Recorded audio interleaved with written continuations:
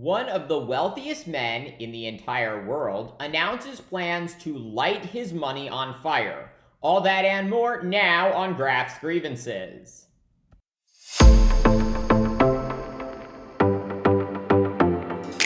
He sadly isn't making a point about the need to raise taxes on the rich. No, Charles Koch is choosing to light his own money on fire by endorsing and financially backing Nikki Haley's presidential campaign.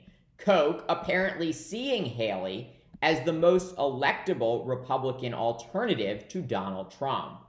But the major problem with Koch's theory is that, as I have previously explained, Haley is never going to be the 2024 Republican presidential nominee.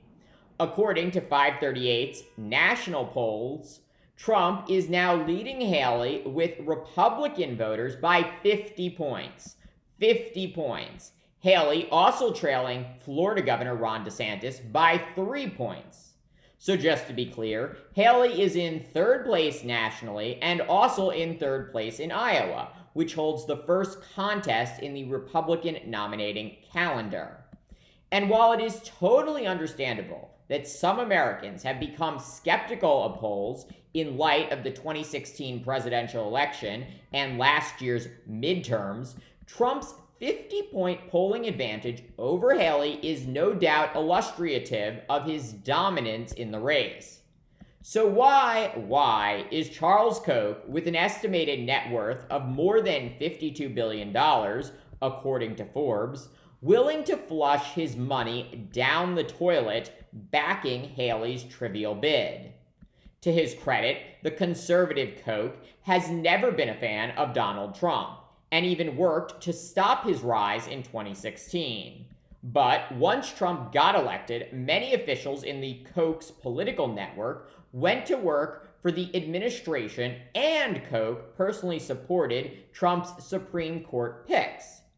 Now, however, Koch says Trump has too much baggage and is costing Republicans up and down the ballot. Koch's political network, Americans for Prosperity, already spending more than $9 million attacking Trump in Iowa, New Hampshire, and South Carolina. And while this effort should be applauded by all freedom and democracy-loving Americans, Koch's decision to now throw his weight behind Haley makes absolutely no sense. If Koch's goal is to stop Trump and elect a fiscal conservative to the White House, the only way that will happen is if Joe Biden wins re-election next year or Trump dies. And the reason that is the case is because Trump will keep running for president whether he gets the GOP nomination or not. And a three-way race between Trump, a Republican nominee, and Biden will, in all likelihood, result in Biden getting reelected. Conversely, if Trump wins the GOP nomination again, which he almost certainly will, and defeats Joe Biden, Trump will refuse to ever leave the White House again and govern as the totalitarian dictator that he aspires to be. So, barring death, the soonest a traditional Republican can possibly get elected president of the United States again is 2028.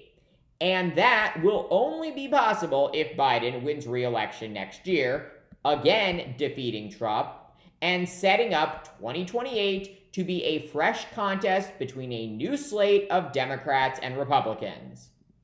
It is therefore not only patriotic, but in the best interest of the Republican Party and fiscal conservatism for all anti-Trump Republicans to get behind Joe Biden and his re-elect. And knowing that Biden looks to face a tough fight against Trump next year, if I was an anti-Trump Republican megadonor like Koch, I would be negotiating with the White House right now, pledging to support Biden in exchange for helping shape his second-term agenda. Perhaps a commitment to reducing the deficit, or further reducing taxes on small businesses, or even appointing a pro-trade commerce secretary.